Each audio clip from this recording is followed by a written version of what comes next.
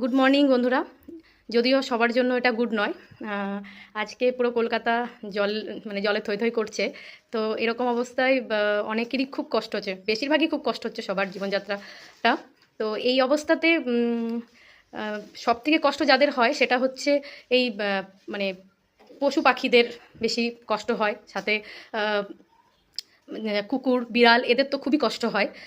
এই অবস্থায় মানে আজকে সকালবেলাতে আমার এই বাড়ির সামনে একটা অনেকগুলো বিড়াল থাকে, কুকুরও থাকে। তো সেখানে রেয়াংশ সবসময় ওকে দেখলে মানে বিড়ালগুলোকে দেখলে আদর করতে যায়। তারপরে যখন কিছু খাবার থাকে ও দিয়ে আসে, দুধ বা অন্য কিছু মাঝে মধ্যে দেয়।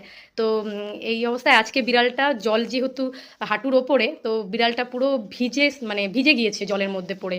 তো বিড়ালটা এসে আমাদের জানালার সামনে এসে দেখছে, মানে ওকে যদি একটু জায়গা দেওয়া যায় ওরকমভাবে, ও দেখে মনে হচ্ছে যে ও চাইছে একটু জায়গা, আর মানে কাঁপছে।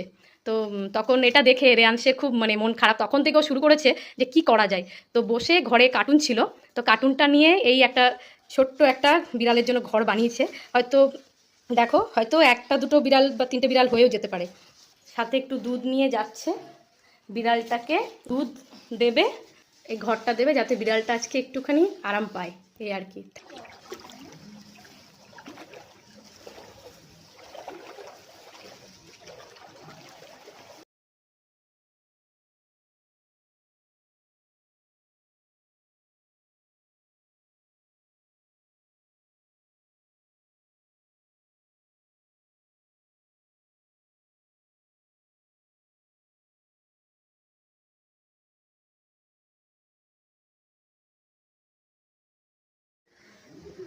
আমি যে বাড়িটা বানিয়েছিলাম সেখানে বিড়াল এখন ঢুকে বসে আছে।